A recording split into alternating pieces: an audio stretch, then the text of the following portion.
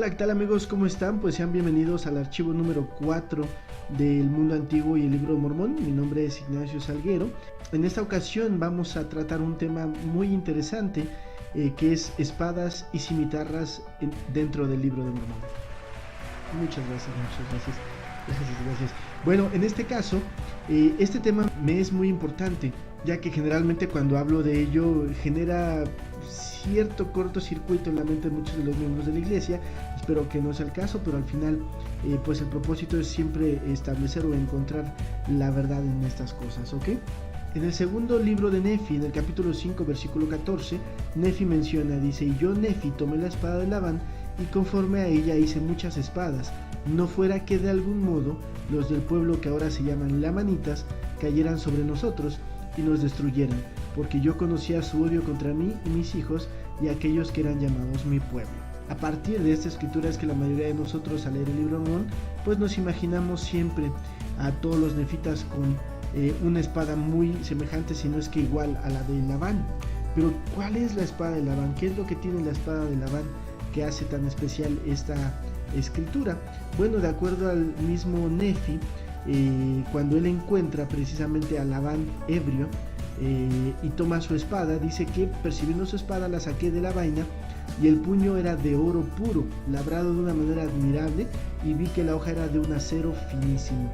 La descripción que da Nefi de esta espada es particular, es muy interesante, sobre todo el hecho de que la hoja haya sido de acero finísimo, porque a partir de ello es como nosotros pues nos imaginamos siempre a estos nefitas, ¿no?, en la guerra con esas espadotas de metal generalmente. Sin embargo, esto pues es considerado un anacronismo. ¿Qué es un anacronismo? Es un error que resulta de situar a una persona o cosa en un periodo de tiempo que no se corresponde con el que le es propio.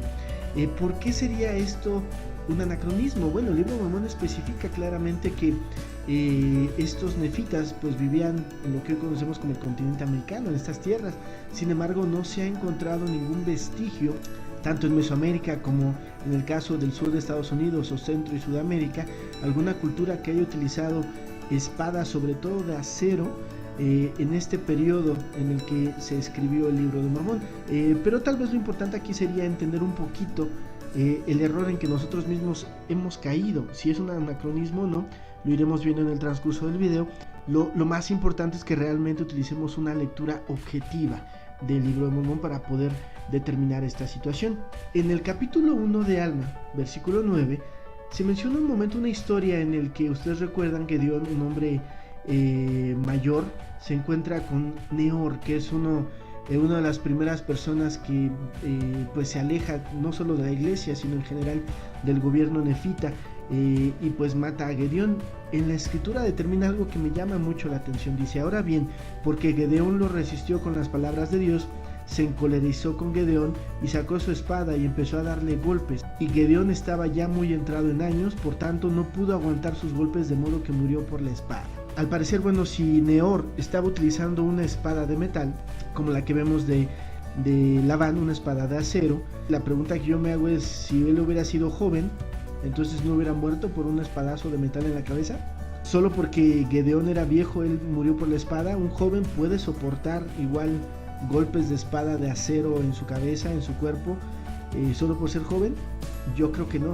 Esta escritura lo que determina claramente es que la espada de Neor no necesariamente haya sido de metal, porque no hubiera importado si hubiera sido viejo o joven, de todos modos hubiera muerto por la espada. Pues la escritura clarifica muy bien que solo porque Gedeón era muy entrado en años es que él fallece. Entonces muy probablemente la espada no necesariamente haya sido de metal. Más adelante, en el capítulo 44 de Alma, en el versículo 9, ustedes recuerdan la historia en el que el capitán Moroni se enfrenta a Seraebna y a su ejército. Moroni le dice a Seraebna: tú ves que ha sido Dios el que los ha puesto en vuestras manos, así que ríndanse y entreguen sus armas. Y me llama la atención en este caso, Seraebna le dice: no, espérate Moroni, es que yo no soy de tu fe. Yo no creo que haya sido tu Dios el que nos haya puesto en vuestras manos. Dice: porque sino que creemos que es vuestra astucia lo que os ha preservado de nuestras espadas. He aquí son vuestros petos y vuestros escudos lo que os ha preservado. Es decir, menciona tres cosas por lo cual considera Seraebna que que Moroni ganó la batalla. Primero, la astucia de Moroni y su ejército. Segundo, sus petos.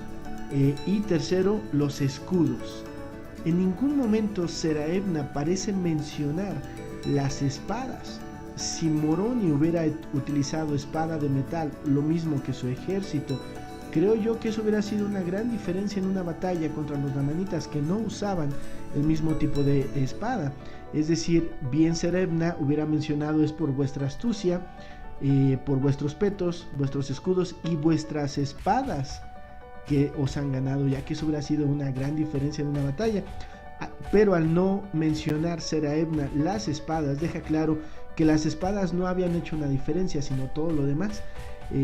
Por lo que creemos que tanto los nefitas como los lamanitas de hecho utilizaban el mismo tipo de armas, el mismo tipo de espadas. Un poquito más adelante, en el versículo 12, menciona que cuando Moroni hubo dicho estas palabras, Seraebna recogió su espada y se enojó con Moroni y se lanzó hacia él para matarlo. Mas al levantar su espada, he aquí uno de los soldados de Moroni le asestó un golpe que lo echó por tierra y le quebró la empuñadura. Y también hirió a Seraebna de modo que le cortó el cuero cabelludo, el cual cayó al suelo, y Seraebna se retiró de ellos entre sus soldados. ¿Cuál es la parte interesante en este versículo? Vamos a situarnos en el hecho de que estamos hablando de espadas de acero con mango de metal, de oro, de cualquiera de los metales que se hayan tenido. Generalmente, y de hecho siempre, una espada de metal, una espada de acero se rompe no por la empuñadura, se puede romper por la hoja, siempre y cuando a lo mejor el punto de aleación no haya sido el más adecuado y que la espada sea de baja calidad, pero jamás se rompe de la empuñadura, siempre se va a romper de la hoja. Significa, como les mencionaba en versículos anteriores, muy probablemente las espadas que los nefitas estaban utilizando no eran espadas de metal, eran de otro material. Eso explicaría cómo en el capítulo 24 de Alma, en el momento que los antinefileitas van a enterrar sus armas, menciona lo siguiente, dice: ahora pues, muy amados hermanos míos, ya que Dios ha quitado nuestras manchas y nuestras espadas se han vuelto lustrosas, no las manchemos más con la sangre de nuestros hermanos. He aquí os digo que no retengamos nuestras espadas para que no se manchen con la sangre de nuestros hermanos, porque si las manchésemos otra vez, quizá ya no podrían ser limpiadas. Muchas veces hemos supuesto que tal vez se está refiriendo de manera figurada a sus espadas y a sus manchas, pero ¿qué tal si lo estaba haciendo de manera literal? Es decir, ¿qué pasaría si las armas que estaban utilizando los lamanitas pues no necesariamente hayan sido tampoco de metal, sino de algún otro material que de hecho sí se manchaba con la sangre? Entonces, ¿qué tipo de espadas estaban manejando los nefitas y obviamente los lamanitas? Pues yo creo que son los que hoy conocemos como macahuitls. El macahuitl es una espada hecha de madera, con dos hojas o digamos dos lados filosos, hechos por hojas de obsidiana muy filosas, que estaban a veces tan juntas que podía parecer una sola hoja. Esto concuerda perfectamente con las escrituras que hemos leído anteriormente. Primero, son de madera, es decir, pueden mancharse de sangre. De hecho, los mexicas, los aztecas, por ejemplo, se regocijaban con la sangre que caía en sus espadas, en estos macahuitls. Entre más sangre tuvieran, pues mayor la jerarquía de estos soldados, porque representaría que hubiesen matado a muchas personas anteriormente. Son como la espada de Labán porque son de dos filos. Además, este tipo de espada, de hecho, si ustedes lo ven, podría romperse de la empuñadura de un golpe muy fuerte, porque toda la empuñadura junto con la hoja o con lo que sostiene las hojas es de madera. Si se rompe la parte de la mitad, precisamente, pues también se rompería la empuñadura. ¿Ok? La pregunta que a lo mejor estarían haciendo: ¿cómo es posible este tipo de espada? Si la usaba Amón, ¿hubiera podido cortar los brazos? Bueno, como pueden ver ahí en la crónica de Bernal Díaz del Castillo, inclusive se menciona no una sino varias veces, pero esta es la más importante, el momento en que de hecho pueden ver cómo uno de estos mexicanos corta la cabeza de un solo golpe de un caballo. Imagínense el grosor del cuello de un caballo. Pero entonces, ¿dónde llega la confusión? Porque en la escritura podemos pensar que de hecho Nefi lo que hizo fue copiar la espada de Labán. Menciona claramente que hizo espadas como la de Labán, y para eso vamos a leer la escritura nuevamente. Dice: yo Nefi tomé la espada de Labán y conforme a ella hice muchas espadas, no fuera que de algún modo, es decir, no dice igual a la de Labán o exactamente el mismo material. Dice conforme, en inglés dice by the pattern. Eso significa con el patrón de la espada de Labán. ¿Qué sería el patrón de la espada de Labán? Como lo vemos anteriormente, una espada recta, larga, de 2 filos. ¿Por qué se ha generalizado este pensamiento? Bueno, ustedes conocen esta imagen y muchas más que fueron pintadas por Arnold Friedberg más o menos en 1951, que es el principal ilustrador de las historias más impresionantes del Libro de Mormón. Desafortunadamente, Arnold Friedberg pues lo que hace es dibujar las historias del Libro de Mormón pues con personajes, digamos, basados un poquito en detalles europeos, ¿no? Tanto el armamento, por ejemplo, el Capitán Moroni en esta imagen pues parece más bien un soldado romano, ¿no? Si bien la escritura jamás menciona las espadas de metal en el momento que Moroni toma el estandarte, sin embargo, bueno, Arnold Friedberg decidió dibujarlo de esta manera y tengo que admitir que se ve muy impresionante y era una de mis imágenes favoritas del Libro de Mormón, pero no necesariamente significa que sea adecuada, es decir, a la historia del Libro de Mormón. Otro ejemplo, bueno, es el de Amón, ¿no? Entre los lamanitas, donde especifica que él saca su espada para cortar los brazos a estos lamanitas que estaban tratando de esparcir el rebaño, pero realmente jamás menciona que haya sido una espada de metal. De hecho, no creemos que haya sido una espada de metal. Hay un pequeño error en la pintura. Bueno, no solo ese, también el error de las ovejas. La mayoría de las personas, los miembros de la iglesia, consideran que el rebaño que tenía a su resguardo Amón pues eran ovejas. La verdad es que no creemos que hayan sido ovejas.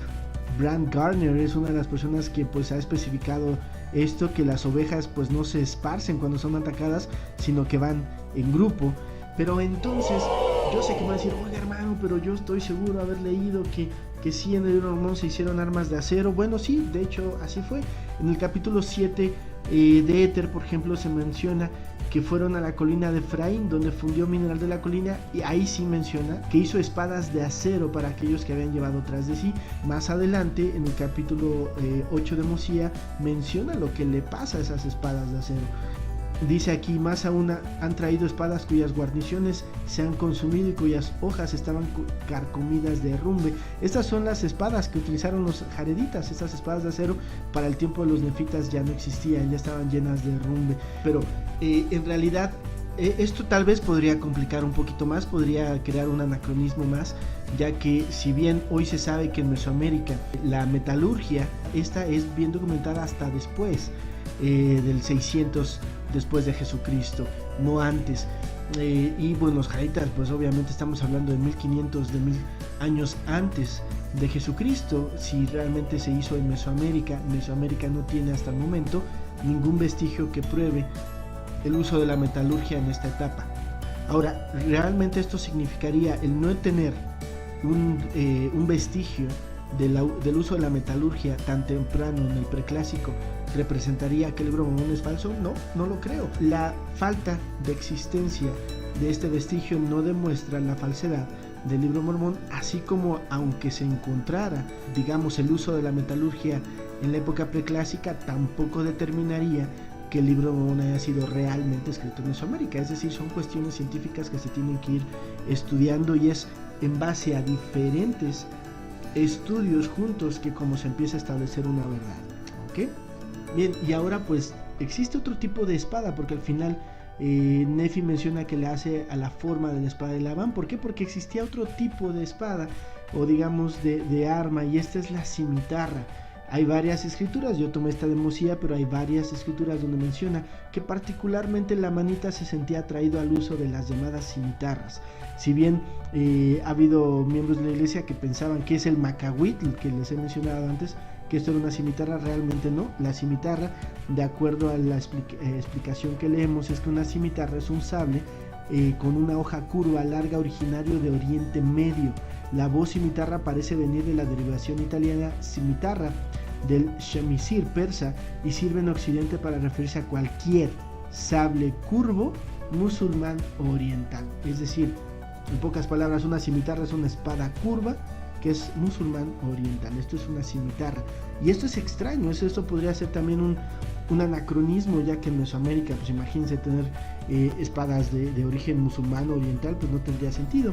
Sin embargo, hoy en día es bien documentado el uso de estas espadas curvas en Mesoamérica, en el libro de las antiguas culturas mesoamericanas de Walter Kierkegaard, del Fondo de Cultura Económica, pues de hecho se menciona bastante el uso de estas espadas curvas, muy parecidas a la cimitarra, no necesariamente de metal, no tendría que ser de metal, pero tendría esta forma curva, que de hecho es muy común entre los indígenas norteamericanos e inclusive también entre los huastecas, ¿no? Entonces hoy ya está bien documentado el uso de espadas curvas en Mesoamérica, ya no, por seguro no es un anacronismo como tal.